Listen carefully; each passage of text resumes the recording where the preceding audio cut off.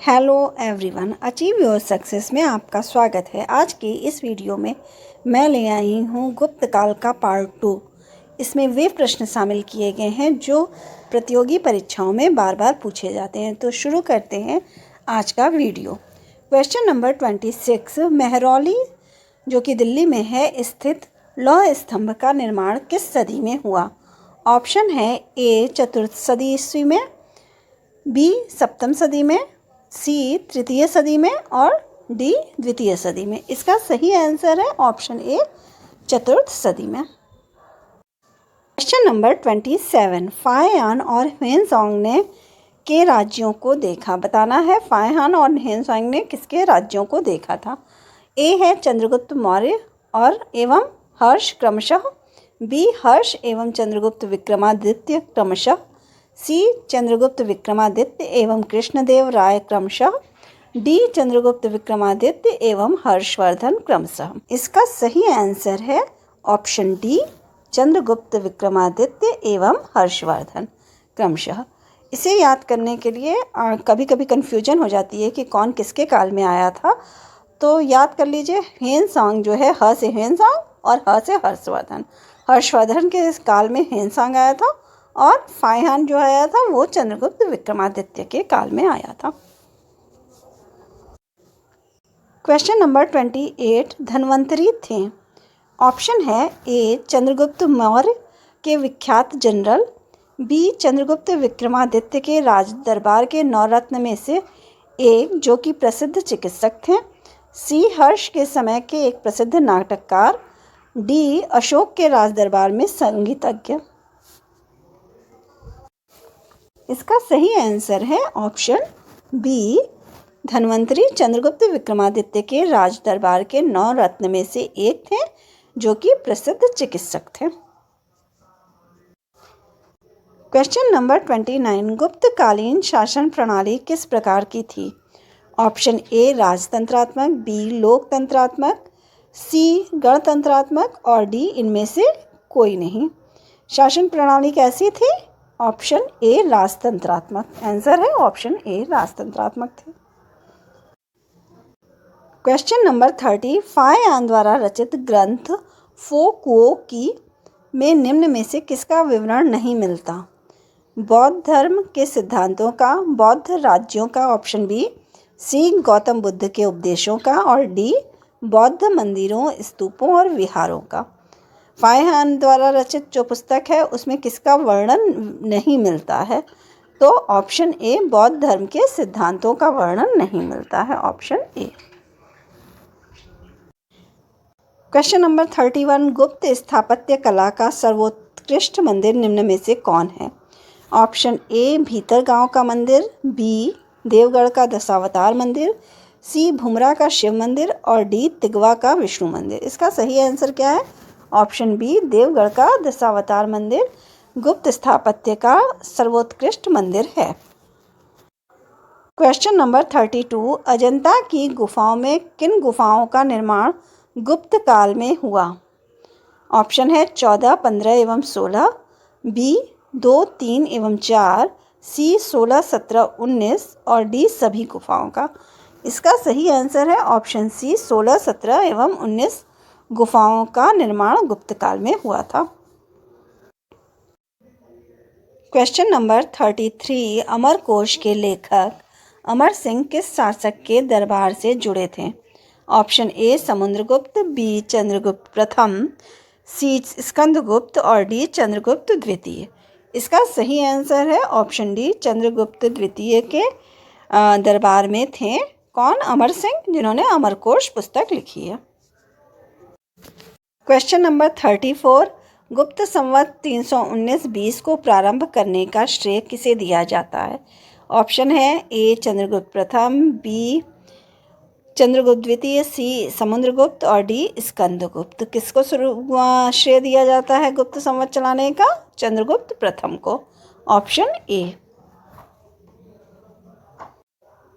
Question number 35, Chandragupta प्रथम ने गुप्त संवत का प्रारंभ किस उपलक्ष्य में किया?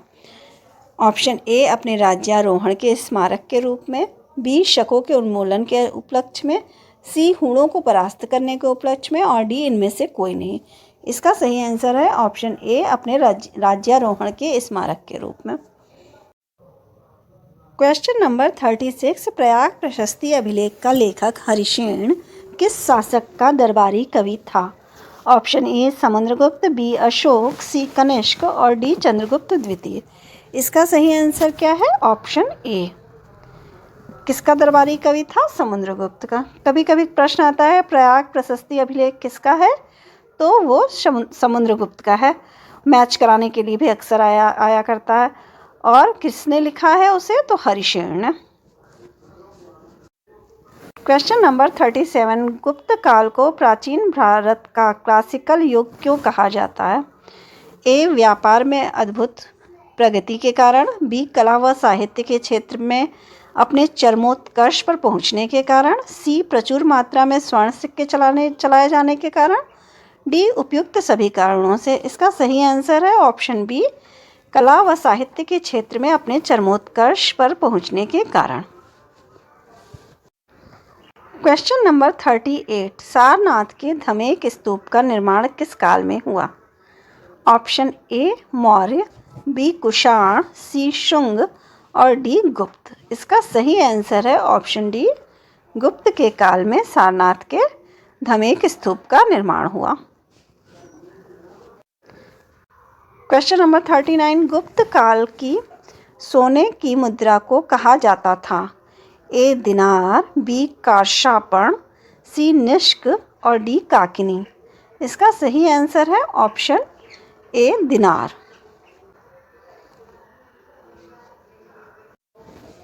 क्वेश्चन नंबर 40, कुमार संभव महाकाव्य किस कवि ने लिखा है? ऑप्शन ए वाणभट्ट ने, बी चंद्रबरदाई ने, सी हरिसेन ने और डी कालिदास ने। इसका सही आंसर क्या है? ऑप्शन डी कालिदास ने कुमार संभव महाकाव्य लिखा है। क्वेश्चन नंबर 41, नालंदा विश्वविद्यालय की स्थापना का युग है? Option A Maurya, B Kushan, C Gupta और डी पाल। इसका सही आंसर क्या है? ऑप्शन सी गुप्त।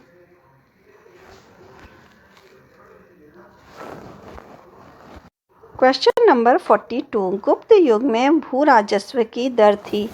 उपज का चौथा भाग, बी उपज का छठा भाग, सी उपज का आठवां भाग और डी उपज का आधा भाग। इसका सही आंसर है बी उपज का छठा भाग।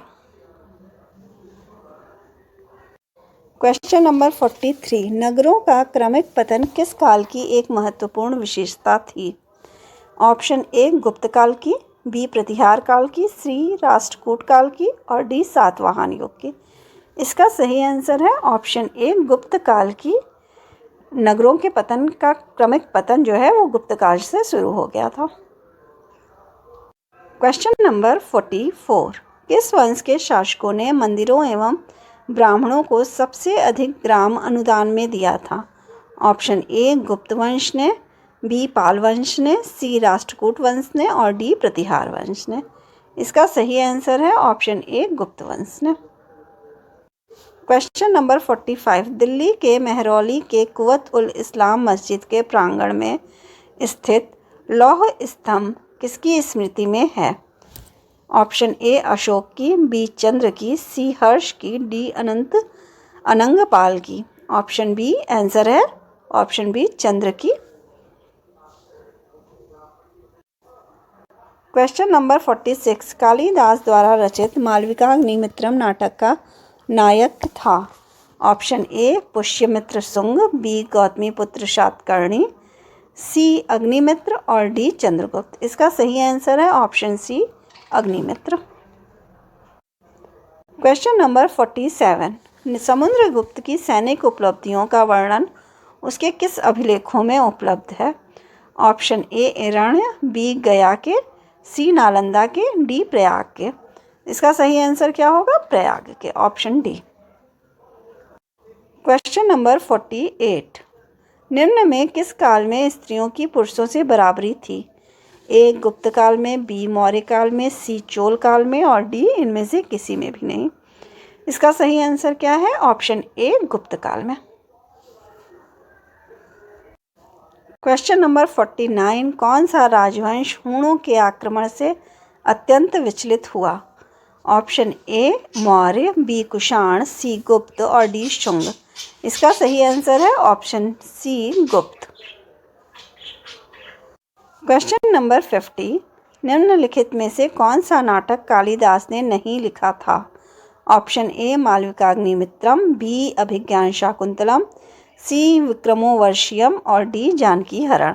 इसका सही आंसर है ऑप्शन डी जानकी हरण, कालिदास ने नहीं लिखा है। अगर आपको मेरी ये वीडियो पसंद आई हो तो प्लीज़ लाइक और सब्सक्राइब करें। आप पार्ट 3 देखना ना भूलें। Thank you.